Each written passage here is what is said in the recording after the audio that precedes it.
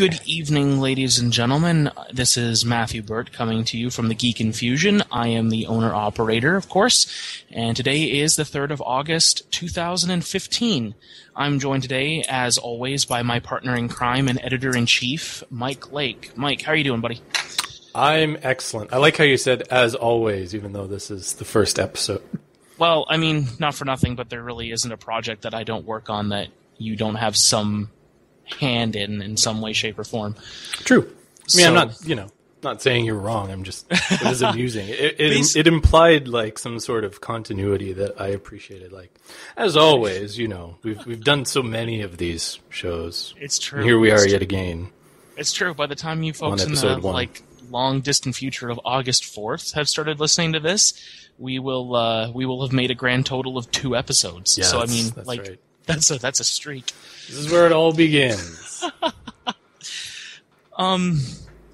Yeah, anyway. So, I just thought I'd derail things right out of the gate. Sorry, that's usually my job. Yeah.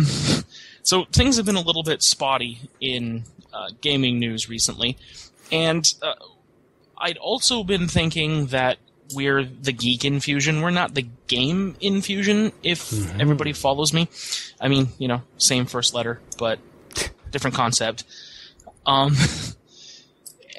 so I want to try to start incorporating some of the other myriad interests that Mike and I happen to have and or embrace. And I'm going to slowly be doing that over the next few months with Geek Infusion as things continue on and things settle down here at home and everything else. But this week, we are going to be starting with film because Mike is more than slightly a film buff. In fact, correct me if I'm wrong, Mike, but you actually when you went to university in Eastern Canada, you actually took some film analysis courses.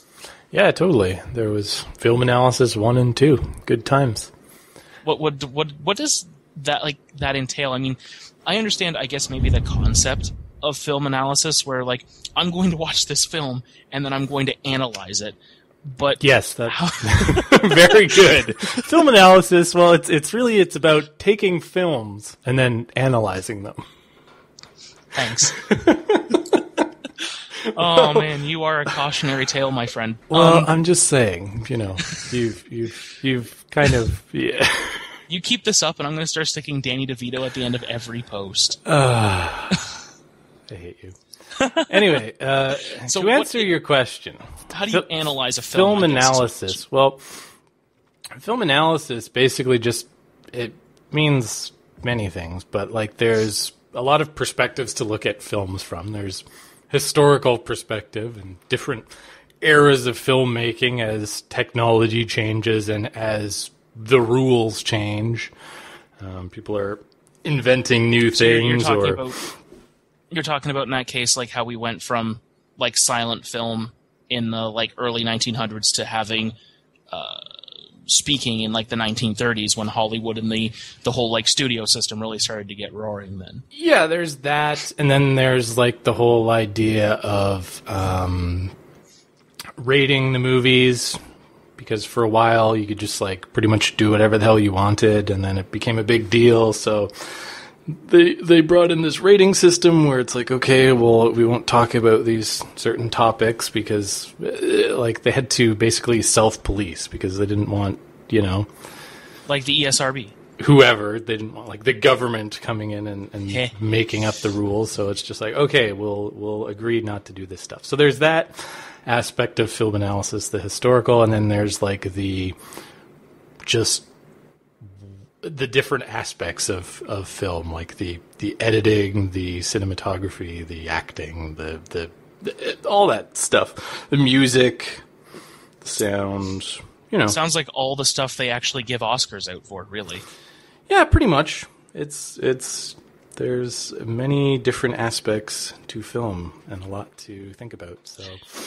So if people are interested in learning more about, not necessarily about film in general, but about your perspective on various movies, where can they find that?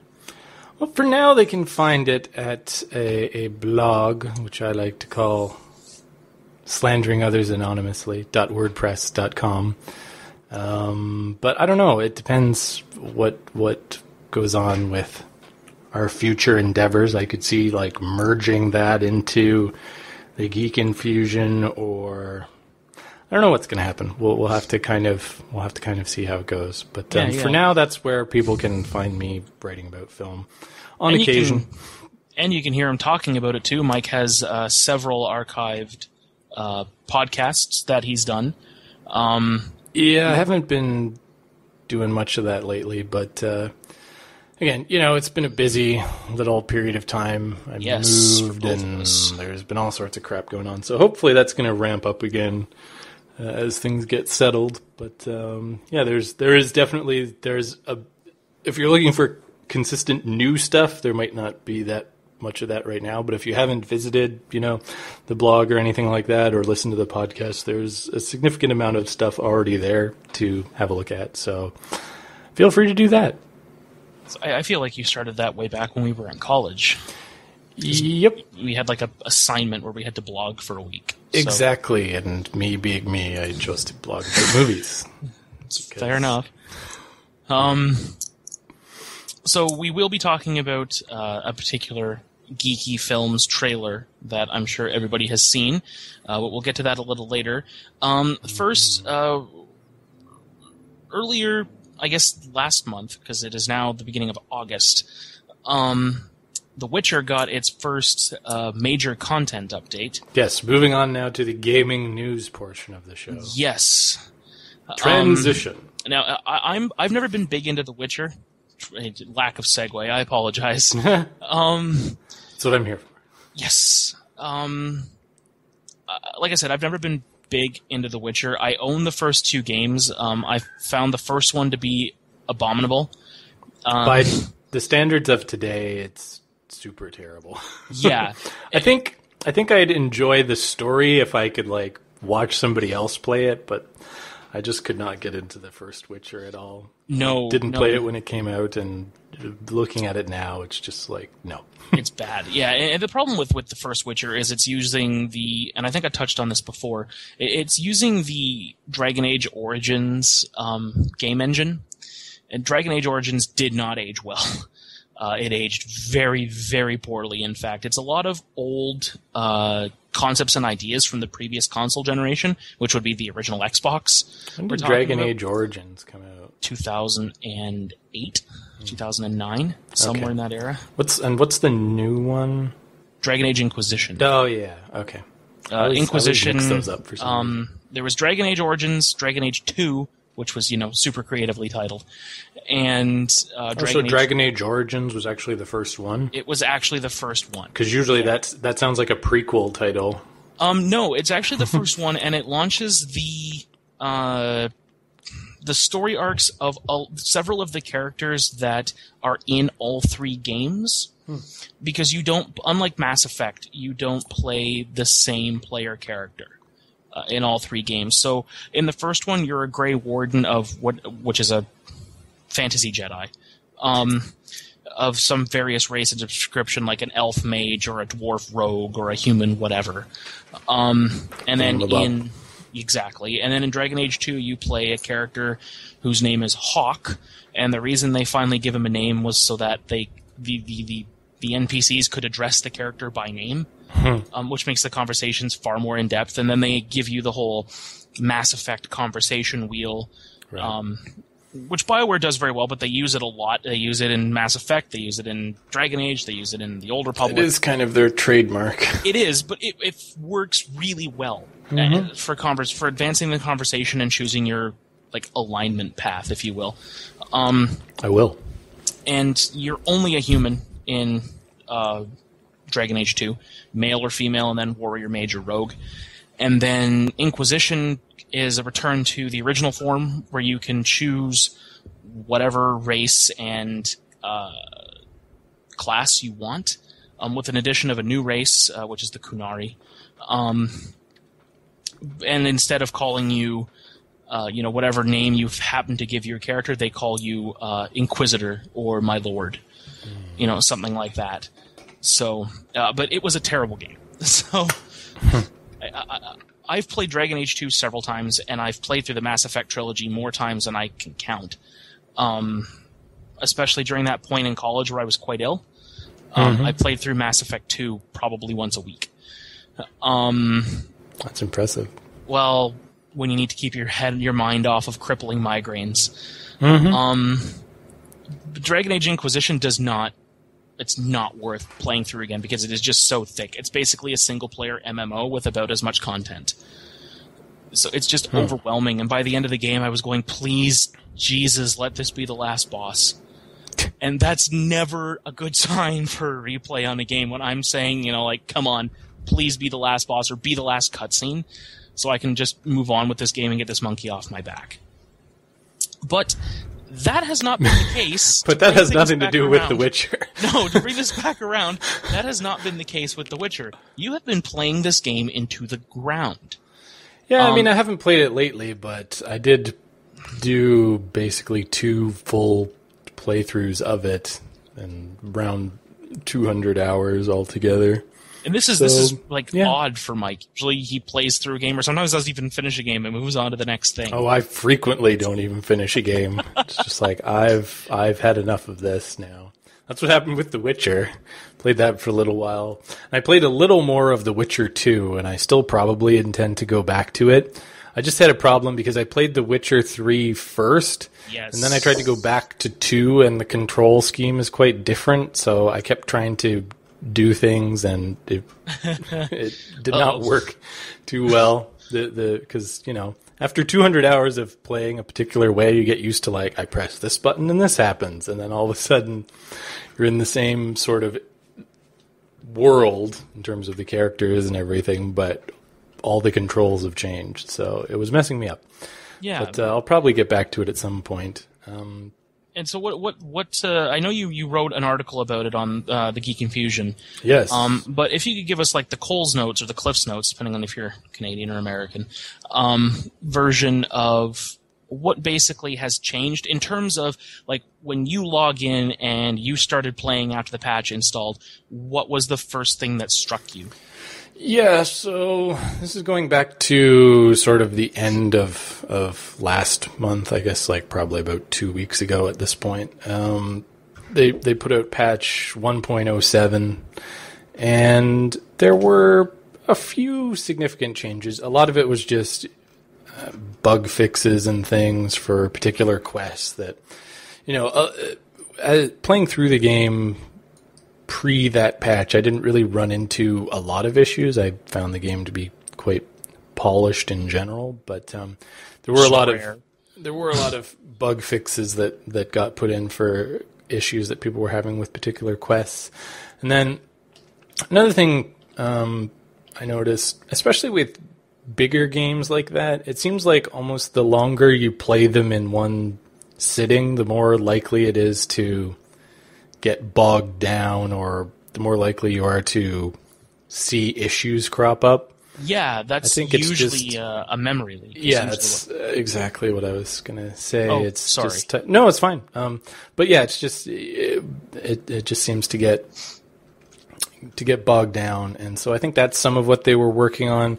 For example, there was a bug where your horse would be hovering 30 feet in the air.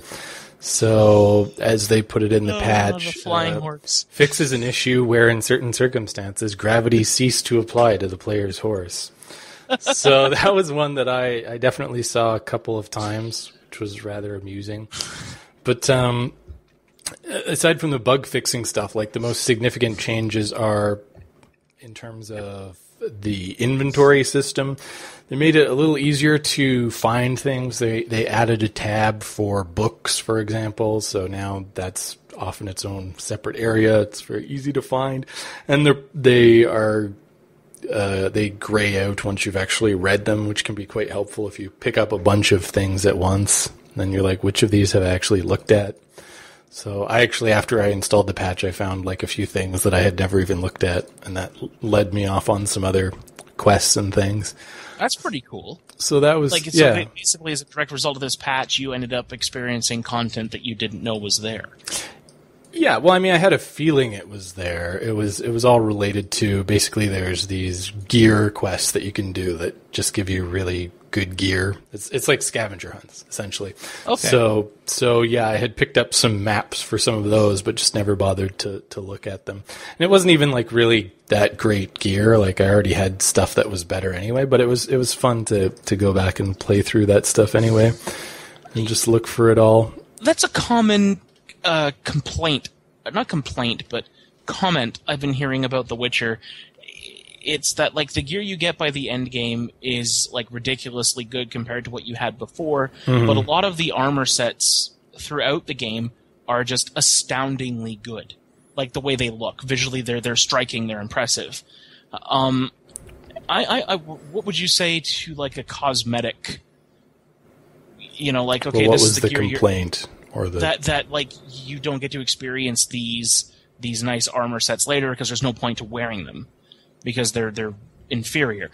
So what would you say to, like, giving sort of like what Blizzard has done in Diablo and Warcraft, where you have like a cosmetic overlay? Basically, you can go to a person and they can make your armor look like another piece. Well, I didn't really find that to be that much of an issue, because the way there's like specific, these scavenger hunts that I was mentioning, they lead to sets of Witcher gear, and it's all around different schools. There's like the wolf school, the bear school, the viper school, blah, blah, blah. So they are like leveled a little differently. Like, it'll tell you when you pick it up, like, this can only be worn at level 20 or 30 or whatever it is. But they have restrictions. Mm-hmm. And okay. But the better ones are also, they're upgradable. So like it's just like any sort of like MMO, I guess, you know, where it's like you have the basic set, and then once you get all this stuff you need to craft it, you can take that basic piece of armor and craft the enhanced one, and then you can do the last one for all of them is the master crafted one. So I didn't really find that to be an issue. There is some stuff that's just like ludicrously overpowered. Like, when I did the game the first time, I didn't exactly rush through it. Like, I was doing a lot of the side quests, and there was still stuff that by the end of the game, I think I finished the game and I was like level 35 or 30, and I still had like diagrams for armor or swords that's like level 41. So yeah, but I mean, that's probably going to be less of an issue once the expansions come out. I would imagine. I'm sure they'll have opportunities to take your character and level them further. So I'll see that stuff eventually. And you've been recently playing another. Well, it wasn't a hit game. The game had some problems to start with. But Put it at least mildly. on PC, where it is still not available. Yeah. So we are, of course, referring to Arkham Knight. But Mike finally got, I guess it was your tax return, and so you sauntered off to the local Best Buy and reinvested into the economy by picking up a PS4. Yes, that's exactly what I did. It was not a waste of money. I was stimulating the economy. My One of these duty days, as I'm a going to good stimulate the economy citizen. by buying an American vehicle. Yeah, right. And if you get that reference, good for you. So, yes, I did buy a PlayStation 4, finally, and also Arkham Knight at the same time, which, you know, despite being a hot pile of garbage on PC, such that it was, you know, pulled from sale, is actually really, really good on the PlayStation 4. So I was having a really good time playing it. I don't know. I don't want to get too much into detail on like the story or things, because it is a relatively newer game. So Yes. I suspect a lot of people, particularly if they don't have a PlayStation 4, Which is the system I might remind everybody that the game was optimized for. yeah, exactly. Like, to That's the what point- that's what they built it to be played on, and then, you know, To the point where the computer, like if you're on PC, your controller diagram is the PS4 controller. Yeah, exactly. Or it was when the game was briefly available, and now that doesn't even exist anymore. It's disappeared. So anyway, what was I saying? You were saying you were going to avoid spoilers. Oh yeah, because like I was saying, there's probably a lot of people who want to play it that just haven't been able to yet, or haven't gotten around to it, even if you do have a PlayStation 4. Really enjoying the game for the most part. I say enjoying. I'm not really playing it anymore. I'm mostly finished. There are a few bosses that just became too much of a pain to beat. There was one you were telling me about yesterday, I think. Mike and I were hanging out on Skype playing some Hearthstone.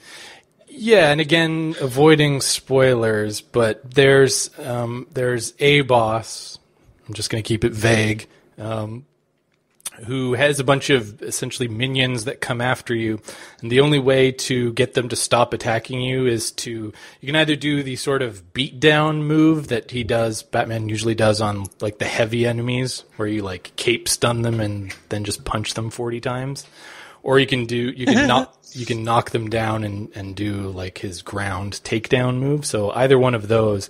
But the problem with that is, like, essentially you have to knock everyone down in order to be able to do the takedown move, because otherwise the animation takes a little too long, and it gets interrupted.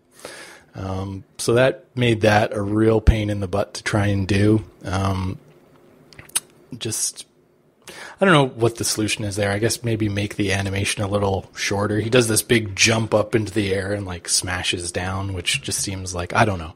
See, like I said, I haven't played this one, but in Arkham Knight, not Arkham Knight, pardon me. That's this one. In Arkham Asylum, there was a skill you could take that made your takedown animations quicker. Yeah, there may be something like that in this game. I didn't look super closely, but... See, and that's the thing. I don't recall it being there for Arkham City. Yeah, it's hard to remember from game to game. They're always changing things up a little bit, adding different types of enemies. This game, in terms of like additions, there are some neat ones. There's let's see, what can you do? There's a new type of takedown, which is like the fear takedown. Okay. Which is basically like, it's pretty much an instant kill, or instant knockout, let's say, because it's Batman we're talking about here. And yeah. Of course, he never kills anyone. Even when he runs them over in the Batmobile, they're just knocked out briefly. They're fine, I assure you. You know. Sorry, quick side note. Jim Sterling was making fun of that on a recent episode of the Jimquisition. Oh, yeah. Because there's a point in the game apparently where you're interrogating a thug, and basically the Batmobile's wheel is on top of his head. Yeah. Yep. That's the thing. And you can just leave him there. Like, if you don't progress the conversation, he just stays there screaming. So. Oh, I didn't do that. I wondered what would happen if that happened. No, I let him up after. He doesn't do anything. He just sort of stays there flailing. Oh, very Anyway, good. Sorry, this fear takedown. Yeah, so once you have to like build up a meter basically, and I forget how you even do it. I think you have to do like a certain number of silent takedowns in a row, just like sneak up behind a guy and quickly take him down without anyone else noticing. And once you get that done, you get this fear takedown ability, which is basically like you're near an enemy or a group of enemies, and you get like this animation where he just like smashes into them and knocks them out, and then you can chain it together. Once you've hit one guy, you kind of use the stick to look around, and then you lock onto the next guy and hit the button, and he goes over and smashes that guy. So it can be quite effective for taking down a large group. It sounds almost like the I bet you it did. Sorry, my brain just did a whole thing on its own, and I can smell copper. But do you recall in Shadow of Mordor the Shadow Strike? Yeah. I feel like it grew out of that. It is quite similar, although with Shadow Strike you never really chained stuff together as much. It was more like a one-hit kind of thing, I found. You could, though, because there was one particular instance where you're in a cave with it's that big Graug, and in order to escape, you have to chain the Shadow Strike to get across the platforms to get out. I don't remember that for some reason, but I'll take your word for it. I died like 4 times doing it. That's all I remember. It was particularly infuriating for me. But yeah, it is very much like that. Like you just quickly zip from guy to guy and smack them and knock them out. So that's fun times. Overall, really enjoying the game, even though a lot of it does feel repetitive after a while. Like there's a lot of stuff with the Batmobile. I was going to say, you mentioned the tank battles. Yeah, there's a lot of tank battles. You know, again, not getting into like plot specifics, but like because of reasons, there's all these tanks everywhere in Gotham City, so you have to go and blow them all up. These drones, of course, they're unmanned because of course they are. If there was a driver in there, Batman would just be like, well, damn. I guess I just have to go to each one individually, like pry open the hatch, knock the guy out, and then like swing away. And Warner Brothers toyed with that before they went, no, this is even too tedious for us. Probably. So anyways, yeah, you do these tank battles where the Batmobile basically just turns into like a straight up tank that can kind of strafe around. And you know, basically what happens is like a tank will look at you and you'll see like the beam of this targeting laser, and you get like a second or two to sort of move out of the way, and you try and shoot it. But it's never one tank. It's usually like 30 tanks. Oh, dear. So it can be a little difficult to get away when everyone's pointing at you from different directions. And yeah, there's a lot of that stuff, which does get old. But then there's the good old, you know, here's a room full of guys, and here's a bunch of ways to knock them out, go to town. So that stuff is still just as fun as it ever was, and always appreciate that. And the story is interesting. Again, not getting into spoilers, but you definitely see it coming. I mean, you already had it called before even playing the game. I called it before the game even. And I think a lot of people had that feeling. And even if you didn't, like, it's hinted very strongly at the identity of who this Arkham Knight is as the game progresses. If you know anything about Batman, your first guess, I guarantee to you, is right. Yeah. So it's not really a big secret, but it's still well executed, I found. And I enjoyed the way it was done. I don't know if I had anything else to say on that or not. Actually, I had two guesses. I'm not going to lie. There was the character it ends up being, and then there's another one who's like awfully similar. So, yeah, no, it's the story definitely, even though it's familiar ground, it's well done and it's interesting, and the weakest part of the story, in my opinion, is like the actual evil plot, if you will. It's just like there's not really all that much to it. It's basically, I guess this could somewhat be considered a spoiler, but Scarecrow is like the primary sort of antagonist, and it's just like, oh, that's told in the trailers. That's fine. Yeah, and it's like, and I'm thrilled. But like what he's doing and his plan, it just seems so like, I feel like I've stopped this scheme like 10 times already before even starting the game. But you know, it is what it is, and it's still interesting and still. Well, I mean, it's Scarecrow. It's like he's doing something with the fear gas. Yeah, like, that's pretty much his thing that he shtick. does. So yeah, I mean, fair enough. But it just seemed like it wasn't. It wouldn't have taken a supervillain to do what he's doing. It's just like, actually, isn't it basically a subplot from The Dark Knight Rises? Maybe. Because there's that whole courtroom thing, and the like basically the entirety of the lower city is filled with the fear gas. Yeah, I guess. So there's that. Yeah, but as I said, it's still fun. It's still interesting, and they incorporate some characters in some interesting ways. So it's definitely worth a look then, even if you have to wait forever on PC. Yeah, I mean, obviously, if you have a PS4, I would definitely recommend picking this game up. It's a beautiful looking game, just on a basic level. Like, it looks really nice. So there's that, and I haven't really run into a lot of issues at all with it. It seems to run quite nicely, and I have no complaints on that. But yeah, if you are a PC gamer exclusively, then you probably have a bit of a wait ahead of you. And obviously, I would wait and see what the reviews say about the game when it relaunches, when it is re-released. Check and make sure that they have actually gotten rid of those bugs.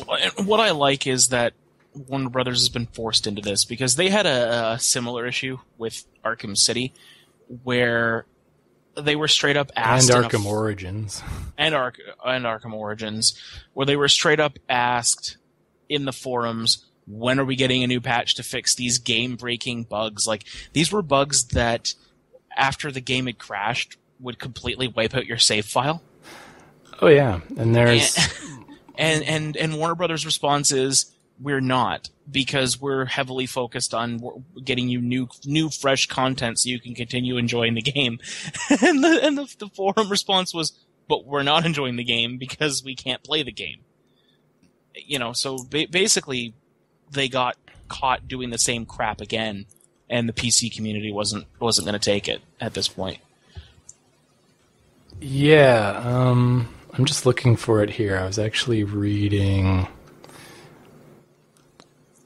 I feel like it was it was actually a forum, wasn't it? Oh yeah, here we go.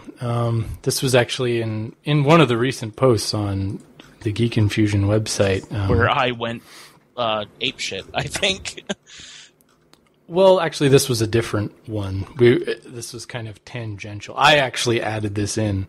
Oh, because, that's right. I remember this. Okay, I know what you're talking about now. Because it just seemed to fit. Because we were talking about, in this particular thread, it's called Doing It Right, we were talking about, or post rather, not thread, we were talking about CD Projekt Red and Bethesda, thank you, who are doing things well with their releases and trying to give something back to the community in some sense. Hey, Bethesda's giving you a free game.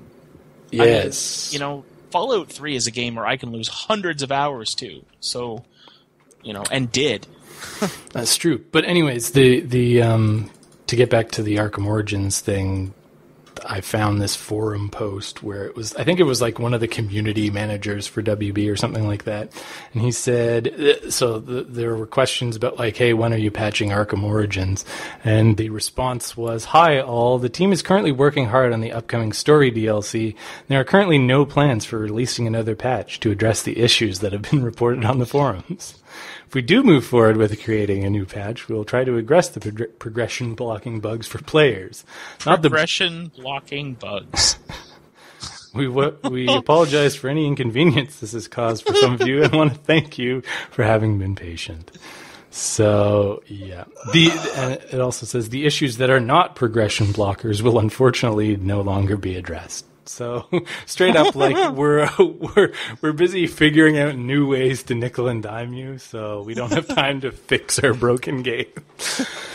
This is indicative right now of the gaming world as a whole. I mean, the nickel and diming it's getting to the point where I am super, super, super cautious before I even think about taking a look at that like add-ons part of the menu when you boot up a game, because I know I'm going to go in there and I'm going to see crap that 5-6 years ago, last generation, it would have just been on the disc and would have just been part of the game. Mm-hmm. And BioWare was the one who started us off down this road. So EA, they locked away an incredibly crucial part of story on the disc behind a $10 DLC. DLC on disc is like the ultimate FU. It really is. You've purchased the disc. Now pay us again to unlock the contents of the disc. Oh man, it's like some weird like ransom scheme. It physically makes me ill. It really does. Yeah, it's bad. Now that said, it's like I said, it's not like every company is doing this. You can check out the article. I'll post a link to it down in the doobly-doo down below here on YouTube. Good use of doobly-doo, by the way. I picked that up from the Brothers Green. Yes. I'm not gonna lie.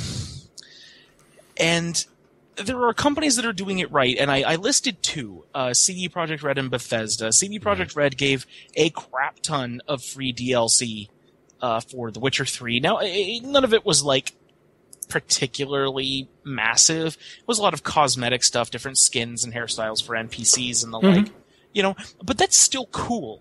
It's like, hey, here's the stuff that normally game companies charge anywhere from 99 cents to, in the case of friggin' Dead Space 3, $5 for a reskin. You know? Yeah. Like, give me a break. But this is also, again, EA. So, yes. Whatever. Basically, like, Satan's unholy bastion on Earth. And then there's Bethesda, who decided, hey, you know what? If you're willing to trust us enough to pre-order Fallout 4, don't pre-order Fallout 4, they're going to give you a copy of Fallout 3. Right. And also, they're collector's editions, and Bethesda's been known for doing this. Their collector's editions are actually collector's editions. Like, they are numbered and they are limited. And the one that they're producing for Fallout 4 is particularly cool. It comes inside like a little mini model nuke. The Pip-Boy edition? Yeah, it's got a Pip-Boy, which I honestly really hope that thing is like an attachment for a smartphone. Because that would be amazing. I have no idea what it does. Nobody knows what it does yet. I guess would be pretty sweet. I know, but I guess Bethesda knows what it does. Well, yeah, somebody knows. They're just not telling the general They're population. Not telling anyone yet. Yeah. So there are companies out there that are doing it right. It's interesting to think about what would have happened with Arkham Knight if not for. It was like right when Steam introduced their refund policy, because like if it had come out before, you would have just been like screwed. Oh my God! Could you imagine? Honestly, I think if I had to guess, I think they'd probably be facing a class action lawsuit. I don't know if it would go to that extreme or not. Be interesting to see. But, I mean, I would definitely have been livid. I mean, I wasn't going to buy the thing on launch day anyways, because I'm not stupid enough to buy a PC game on launch day. Well, especially not from WB. Yeah. No. When the series in the past has had issues. So yeah, it's been shoddy. Yeah. Yeah. It's like, fool me once. But yeah, it is what it is. This is the world of PC gaming, and it's not like it's the only game that's been left in the dust like that. BioWare ended up handing off control of their Knights of the Old Republic series to, I want to say, either Black Isle or Monolith. I can't remember which one. But it was basically buggy and unfinished when it was released, and so and they said, we're not going to fix it. It is what it is. And so the fans went and got the data out of the game, finished off the portions that were missing, and made their own patch so that the game was playable. I mean, that was doable though back in the early 2000s. DRM now and the security on digital property is insane. There's not really any real way to do it unless the company like provides a method, like Bethesda. They have the workshop, whatever it is, for Skyrim, right? Mm-hmm. If you did that now, it would probably be like you'd be banned from. Oh man, you'd be sued. It'd be bad. It would be terrible. Speaking of things though that are terrible, but terrible in an amazing way, today, a trailer for a trailer launched. So for those of you who haven't seen it yet, I will provide another link down in the doobly-doo. There is, of course, the Deadpool film coming out. Mm-hmm. And I've seen the test footage. Mike, you've seen the test footage as well, right? Indeed. And it's hilarious. I mean, they captured Deadpool in a really, really excellent fashion. He's a completely nonsensical character. He completely understands that he's in a comic. You know, he breaks the fourth wall pretty constantly. And so they did a trailer of a trailer for the launch of the Deadpool trailer, starring Deadpool. Yes. But he recognizes that he's still a character because he says at some point during the trailer that he's being brought to you by 4-time Academy Award watcher Ryan Reynolds. And by the same studio who was stupid enough to sew his mouth shut in a previous film. Yeah, they're definitely taking the opportunity to poke fun at Deadpool's cinematic mishandling. So, I think that was in X-Men Origins, wasn't it? Wolverine? Might have been. I didn't see that one. I don't see every superhero movie that comes out, and that was one of the ones that didn't make My it. wife has all of the X-Men films. This is how I know. I'm reasonably certain she's having some sort of affair with Hugh Jackman. But, good for her, man. well, hey, you know what? That's fine. 7 degrees. Mm-hmm. So I'm reasonably excited for this film. I don't know how on board you are. I mean, That was sort of the response I expected. What? That was sort of the response I expected. Yeah, I'm not a big comic book reader in general, so I don't have any particular affinity for Deadpool. I mean, just as like an outsider, he seems interesting and funny, and you know, I definitely can see the potential for it there, and the trailer looks interesting and everything. But it's not like if there was a new, I don't know, Avengers. Yeah, or something like that coming out where there's a little bit more attachment. Fair enough. But I don't know. It definitely looks like it has some potential to be interesting. So I have a question about film trailers. They almost seem I always originally thought of film trailers as, and I suppose they still are, like a marketing tool. Oh yeah. They're to sell you on the film before the film is out. Yeah. Mm-hmm. So why is it these days you see a lot of companies putting more effort into their trailers? It seems like, you know, like the Minions had trailers where, and a lot of like viral marketing things floating around on YouTube where like they had like little Minions shorts leading up to the launch of the film, you know, and now you've got this like trailer of the trailer for Deadpool, you know, that they're seeming to make like the advertising of the film almost its own entity that's like completely apart from the film. Well, I mean, obviously I don't have any connection to the industry itself, so anything I say is going to be pure speculation. But from the outsider's perspective, I think it's just movies are a difficult sell nowadays because there's Netflix or just straight up piracy, so it's hard to get people to go to the theater. You gotta use every bit of marketing you can to sell people on wanting to go see it, and that's why you've seen like this whole resurgence of like IMAX and 3D and all that kind of stuff. They just like they want to find a way to bring people in, and they could lower the prices. Well, yeah, that wouldn't hurt. Because I don't know about anybody else listening to this podcast, but I remember when it used to cost like $4.50 for me to go see the movies. Yeah. I mean, you went yesterday to see the new Mission Impossible. How much is an adult ticket now?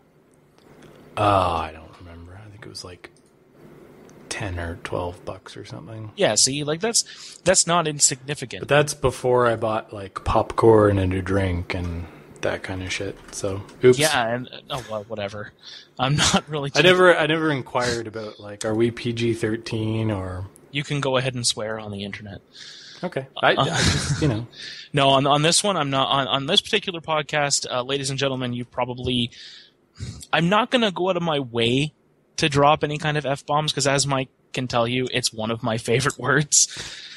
Along with a host of others that, would make me not out of place in London, but makes me completely out of place anywhere in Canada.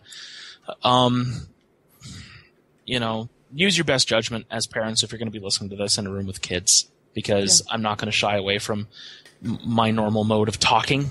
All right. I will endeavor to keep it clean. I will try to think of the children. Won't somebody think of the children? Yeah. See, exactly. how it usually works, our dynamic is interesting for people who don't know Mike and I personally. I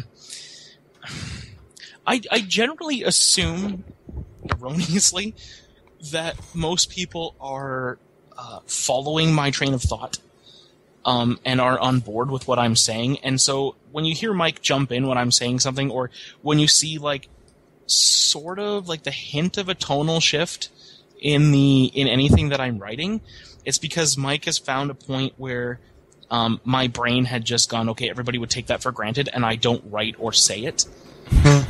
And then Mike has to try to figure out how to take where my head is at and make it approachable for somebody who's not a complete lunatic. Essentially. Which he does very well, and he's been doing it for, 8 years now. So we're so old. Well, you're old. I'm not even 30 yet. Just you wait. You and my wife both. You're within 3 weeks of each other for your birthdays, right? So, your time is coming. It is, but not for 2 years. So I'm okay with that. The last thing I wanted to talk about today, and thanks for everybody for sticking with us this long. We will, eventually nail down a format. I promise you. But I hate to say it, but I'm back on the drugs. I really am. Heroin? No, worse, World of Warcraft. Yeah. So about a week ago, the same bloke who leaked Warlords of Draenor and was right about everything decided to take a stroll to the MMO Champion forums again, and he leaked another expansion, which he is calling Shadow Prophet. And then lo and behold, while the internet was getting stirred up about this and how everything he was saying sounded like complete crap again, Blizzard said, hey, guess what? We're going to be at Gamescom this week, and at 9 p.m. Pacific, so midnight my time, which is fine, because I'm off Friday, we're unveiling the next World of Warcraft expansion. And then all of a sudden, everybody kind of stopped yammering and just kind of slowly turned, digitally back towards this guy. And I can almost picture him sitting behind some computer screen at Blizzard, well, probably not actually in the office, because I'm certain they monitor, and he's quietly smirking to himself because he's announced that, there's, 8 new zones. The big bad are previously established characters, which is great because I hate when they just create a new character, because there are so many villains Warcraft has to choose from right now. And, they have an entire race of dragons that literally specializes in time travel, so you can really do whatever you want. They've announced a new hero class, but the one thing that they haven't announced anything yet, but the leak is saying there's a new hero class, and they haven't done a hero class yet since the Death Knight back when Wrath of the Lich King launched, because they overall felt like it was a failure at that point in time, because the hero class started off at a higher level than any other class that you could make. It started off at level 58. So basically, ready to go into Outland, you would have 10 levels in Outland from level 60 to, well, not even 10 levels. 10 levels, yeah. From level 60 to 70. And then you'd be caught up and you'd be in the current expansion, Wrath of the Lich King, right? Which is, Death Knight's Lich King, blah, blah, blah. But the problem was the way they implemented it, you only had to have some other character on your server at level 58.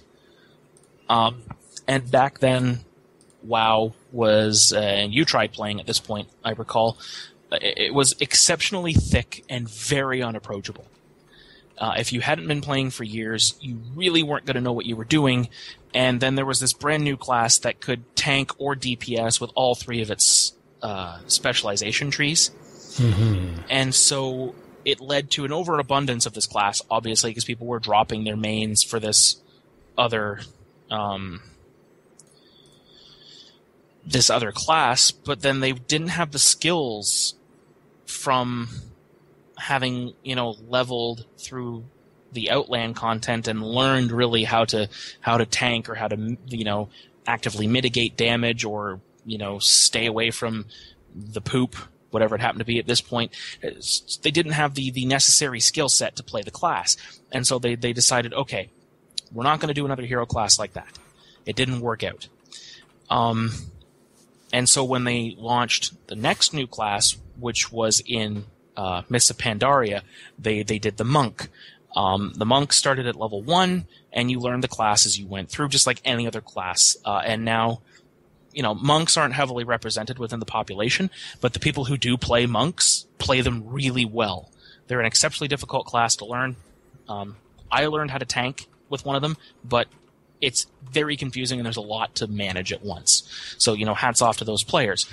So then we won another expansion without a new class, and now they're saying, okay, we have this other new class coming out now called the Shadow Walker, I want to say is what it's called. It has... I'll take your word for it. I'm having to take my word for it right now. So it has 3 specs. You have a range DPS spec, you have a melee DPS spec, and you have a healing spec, which is generally how the classes are going right now. You have to release either straight DPS classes or a hybrid because the other niches are already filled so well. And the part that I have an issue with is that if you pre-order the game, which... I'm not going to lie, for Blizzard, I usually break my cardinal rule because their games usually release in a highly polished state. I will be pre-ordering. You get access to your Shadow Walker at level 100, which is the current max level. Mm-hmm. If you don't pre-order it, you still get access to it when you purchase the expansion, but you start at level 1. Now, some people are saying, this is a really bad idea. They shouldn't start at max level. They should start at level 90. And I tend to agree because Blizzard has this ability now where you can purchase, I kid you not, you can purchase a level 90 character. So that you can get right into the current content. Which, I don't know. I'd be lying if I said I hadn't paid for it. I've dropped it on 2 characters. But I've also been playing for 10 years. I know how to play this game. I don't need to rehash old content. I really don't. So, when I had some extra money laying around, it was birthday money, actually. I was like, you know what? These are 2 characters I want to play. I don't have the wherewithal to go through it by the numbers, so pop. 2 level 90s. It was a mage and something else. I can understand that because they don't start with all their abilities when you purchase the level 90 character. You unlock your abilities as you go through the Draenor intro quests, and it teaches you how to play the class. It teaches you how your abilities work. It teaches you how your procs work and how you meld within a group and what you should be doing, and if you're not doing it, why you suck. That kind of thing.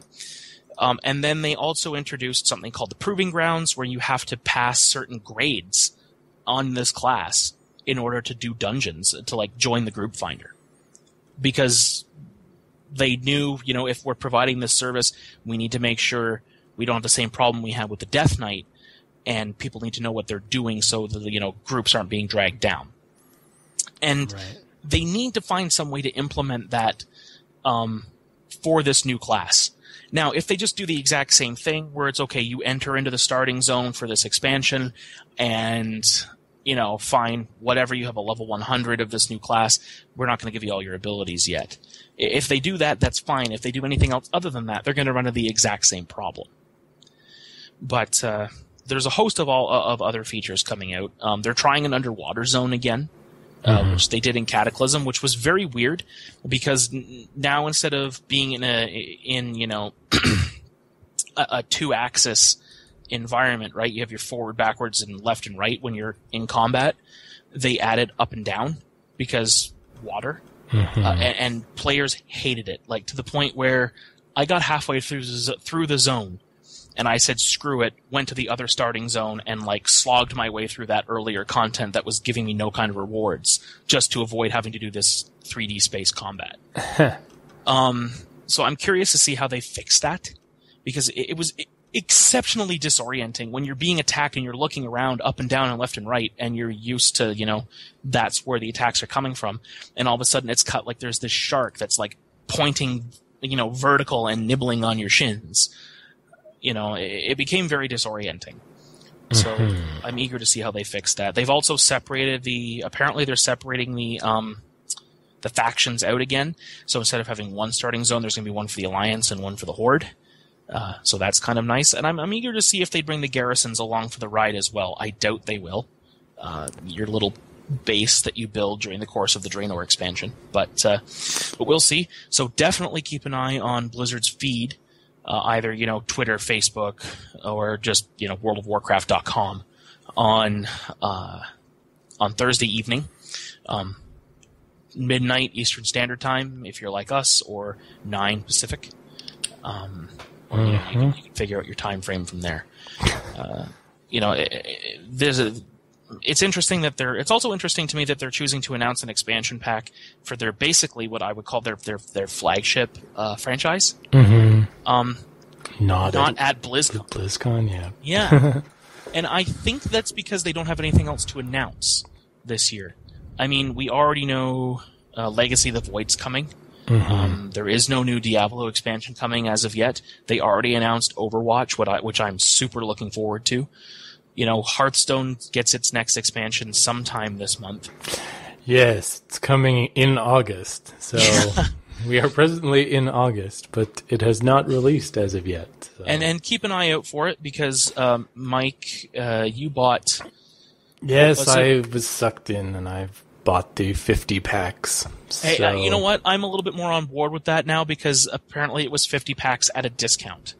Yeah, I know I was going to be playing more of it anyways, and I want to see, this expansion is one of the more intriguing ones they've done in a while, just because there's, a new mechanic. It's not just new cards, there's the new Inspire mechanic, so it's going to be interesting to see how players adapt and incorporate that into their strategy. So because the last new mechanic didn't really end up taking off, did it? The whole dragon thing, where certain cards would do things if you had dragons in your hand or on your board. Well, I mean, I still definitely see dragon-based decks, but this is a little bit more universal in some sense. Mm-hmm. In that, because it's something that happens every time you hit your hero ability, right? Yeah, exactly. And there are certain classes that already pretty much will try to do that every turn, and then there are others that this might incentivize to try and do some new strategies. So it's definitely going to shake up the meta somewhat, I think, and I'm looking forward to seeing how that goes. It's going to be nice to see the meta shaken up a little bit, because for the last little while you see the same type of deck a lot. Yeah, so, there's definitely some established ones that people will just always go to. Like you were saying that Mike plays way more than I do. I usually just kind of spectate. I'm a better backseat driver than I am actually at playing Hearthstone, because when I'm under the gun, I don't perform very well. Take that as you will. And so it's nice to just to sit back and compare how I would play versus how Mike would play, because Mike is a far more thought out player than I am. I see a few possible plays, and I think maybe one play ahead, whereas Mike's playing is generally way more consistent than mine. We should make it clear though that I'm not actually. He's not a master. I'm not actually good. He's just he's good by comparison. He's better than me. I'm passably decent, but I'm nowhere near as good as any Hearthstone player you've probably ever heard of. Yeah, so. you're not Trump or Strife. No, but yeah.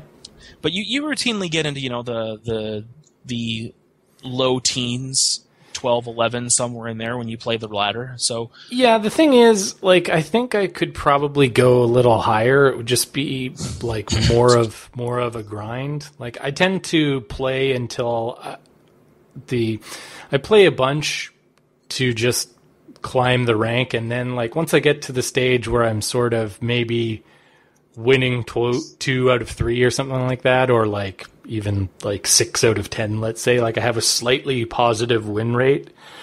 So like technically I could still probably gain some stars. I just don't have the compulsion to play Hearthstone that much.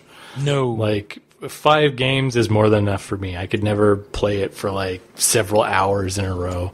It just doesn't grab me in that way, and sometimes it can be too frustrating if you're running into certain matchups that are just not good for your particular deck that you're trying to work with. It can get a little annoying. So usually a few games and I'm out. But I would like to, at some point, try to just play more than that and, give it a good couple hours, or at least like an hour a day for a little while, or just to see how far I could actually go with it. But I don't know when that's actually going to happen, because that's presupposing a future where I have a lot of spare time, which isn't currently a thing. So no, neither one of us really have the spare time we used to even a year ago. No. It's interesting to note. Maybe we could post your deck on the website at some point. There's one particular deck that Mike plays that I really like. It's a take on the Grinder Mage. So basically, Mike just kind of wears you down, and then, when he has an opportunity, he plays a crap ton of giants, and then uses Echo of Medivh to then play more giants. Yeah. it's kind of a gross deck. It's definitely a fun one to play. It's certainly vulnerable to getting, burned down very quickly by like a face hunter or something like that. Unless I happen to draw really well. There are some things in there that can delay it. Like if I manage to get out like a couple of Annoyotrons and then say like I get duplicate or whatever, then I can probably delay a little while to get some of the heavier hitters out. But I don't know. It's a fun deck for sure. And I'm sure there's probably on the Geek Infusion YouTube channel, I'm sure I played a little bit of it. So I'm certain we haven't done a Hearthstone video lately, but if you look back through those, you can probably. Well, I think the idea we had was to do when the grand tournament, whenever that actually comes out, we'll do a video of just opening all the packs. Yes. And then I'm sure I'm looking forward to that. Like, you have no idea. From there, I'll probably get a little bit more into it. And I'm going to try to not like net deck as much as I have been. I think for this one, just try to see what combinations I can come up with myself. Well, you're a pretty smart guy. I'm sure you'll come up with something. Would be interesting. If nothing else, it'll be interesting to watch me like think that I have something that's actually going to work and then watch it fail horribly. So that's always enjoyable to watch. Horrible to experience, but amusing to watch. Yeah.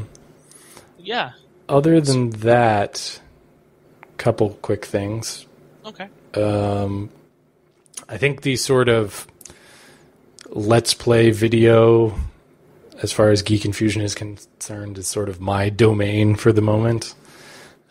So it is. I haven't been doing much of them. As I said before, just been quite busy, but things are starting to settle into somewhat of a routine, I think. So Life is Strange has actually had 2 episodes come out since I last did one. I finished episode 2, and then I missed 3 altogether, and 4 came out fairly recently. So I intend to get caught up on those, and then by the time 5 comes out, I'll probably do that one fairly close to its release date. Like 4 just came out a little while ago. Oh, like it can't be more than a week or so. Yeah, so I'm going to get those caught up. And it shouldn't take long because like each episode's only a couple hours. So like, yeah, they don't outstay their welcome, that's for sure. Realistically, I could probably do that in a couple of nights. Not that I'm going to, but, it would be possible. So I think sometime this week you'll begin to see a few more of those videos coming out. And then from there, looking ahead, I don't really know. I was having a look at like stuff that's coming out because, now that I have pretty much I have all the current generation stuff. I have the Xbox One, I have a PS4, and I have the PC. So anything that sort of strikes my fancy, I can pretty much play, assuming I can set aside a little bit of money to buy it. But for right now, I had to look through some lists of, stuff that's coming out in August. And there's not really a lot that's grabbing me. This is the dry period. The one game that seems like it might be sort of interesting that it's actually on my list of anticipated games. If you go to yourgeekinfusion.wordpress.com, there's a game called Until Dawn, which is basically sort of a survival horror type game where it sounds like it's pretty much the plot of any like horror movie that you've ever heard of. It's like a bunch of people a bunch of teenagers, let's specify, are spending the night in this log cabin in the middle of nowhere, and they're being hunted and blah, blah, blah. Did Sam Raimi write this? No, I don't know who wrote it, but it just seems like it's going to be an interesting game. The idea is that it's going to be quite replayable because there will be, like, it sounds like basically the game will continue and sort of in classic horror movie fashion, like people will be picked off as the game progresses. There might be like situations that you find yourself in where it's like you can either do this or do that, and depending on what you choose to do, this person could end up dying or another person or whatever. And from what I hear, it's like there is a way to play it where everyone can survive, but your chances of actually doing that, particularly on the first playthrough, are not very good. So I could definitely see playing through that quite a bit. And possibly, if I can figure out a good way to do it and just make sure that I have the proper amount of bandwidth and everything, I could probably do some streaming of that on Twitch. Seems like it would be a good one to play through. So, and that comes out, so it's a PlayStation 4 exclusive, and that comes out at the end of August on the 25th. So it's quite a ways away, but I just wanted to mention it because that's like basically the next big game that I'm looking forward to, other than playing Life is Strange, which I'll be getting on shortly. So that's what you can expect from me in the next little while. And other than that, just doing my usual editing duties over at the Geek Infusion, and maybe occasionally posting some articles if I find anything in the gaming news sphere that seems like it's worthy of comment. But I think generally I'll leave you to the writing because that's kind of your thing. It is, usually. The only thing I wanted to mention was on our last episode, I mentioned that I was going to be doing an ASMR kind of thing. There was no last episode because this is the first episode. Oh, that's right. We had a dry run and it didn't work very well. That's right. So on the first Pay no attention to that man behind the curtain. I was going to be doing an ASMR kind of thing. For those of you who don't know what ASMR is, it's when you hear certain sounds or like close whispering, that kind of thing. It's the like relaxation and the tingles that you get. It's like an inbred evolutionary response. And really good for winding down. I use it. I know Mike's used it a time or two as well. Mm-hmm. But unfortunately, my microphone is not sensitive enough to pick up whispers or hard syllable sounds, P, K, T, what have you, when I'm whispering. So I'm now looking for a binaural microphone. Gotcha. So I'm trying to track one down for a reasonable price.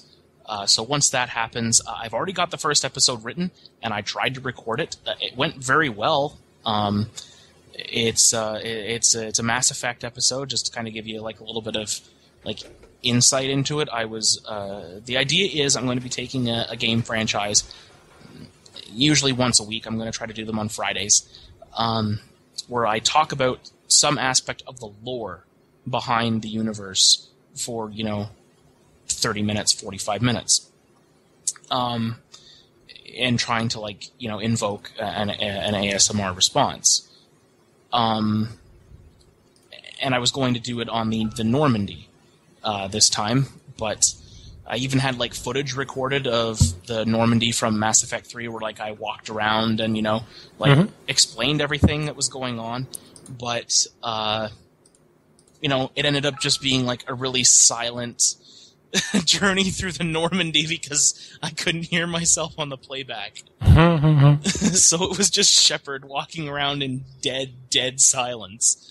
And I was like, well, this is absolutely no fun, and that was a giant waste of an hour and a half of my time because I had to write the script and then edit it and then get the video capture software set up, and then it all went to hell after that.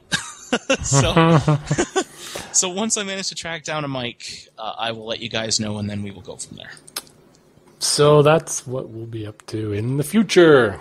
Yes. You can always find us on Find. Wow, Find. Apparently I'm Crocodile Dundee. You can always... That's not a knife. This is a knife. This is a spoon. I see you've played Knifey Spoony before. Very good. You can find us on Twitter, of course. I'm at Matthew J. Burt, and Mike is at Mike James Lake. Because he prefers the unwieldy handles that basically take up half of your character count. Yes, in my Twitter name and my website URLs. I like to make people type as much as possible before they just get to the thing they're trying to find. Well, see, so you're welcome, everyone. That's an excellent filter because it makes people think as to if it's what they have to say is really worth going through that effort. That's right. If you just reply me, you've already used up whatever that is. I can't count, so that'd be 13 characters. Actually 14 with the @ symbol. So almost a tenth of your characters. So yeah, keep it short and sweet. That's what I'm saying. And then you can obviously also find us at the aforementioned websites. There's slanderingotheranonymously.wordpress.com for Mike's film stuff. Mm-hmm. And then you can also find us both at yourgeekinfusion.wordpress.com. And you can by the way, just to randomly interject at the last moment, but you mentioned movies, and that made me think. Yes.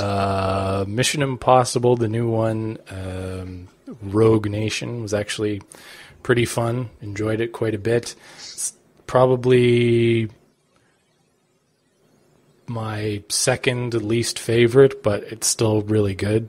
I would rank them, the original, the 1996 Mission Impossible, the best, but mostly for sentimental reasons. And then I'd go 3, 4, 5, and then John Woo with Mission Impossible 2, which is truly number 2. So just throwing that out there. How many doves were in that film?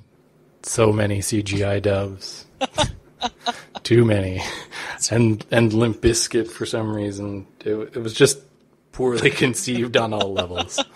So yeah. Man. The new one, quite good. Even though I'm saying it's the fourth best one, it's actually the last relative. 3 are still really close together in my opinion. 3, 4, and 5 are all really good, and I like them all for different reasons. Yeah. Just thought I'd throw that in there. Anyways, we were about to wrap up, so and continue. Then you can also find us at yourgeekinfusion.wordpress.com. Yes. I'm trying to post about once a week right now.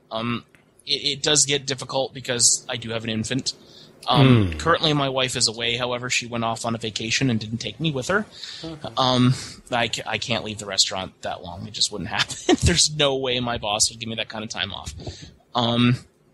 So she's off doing gallivanting around hillbilly hell, doing God knows what with, God knows who. But, it is her hometown, so she's visiting her parents and visiting her cousins and all of her friends. So if they end up listening, hi guys. But on top of that, you can also find us on YouTube. Well, actually, I guess you already have, since that's where this is hosted. So that's now a thing, and now I'm an idiot. But it's not like that was a foregone conclusion. Wasn't a foregone conclusion to begin with. Anyways, thank you very much for joining us on the first episode of the Geek Infusion podcast, Yeah. and we will see you next time. Bye, guys.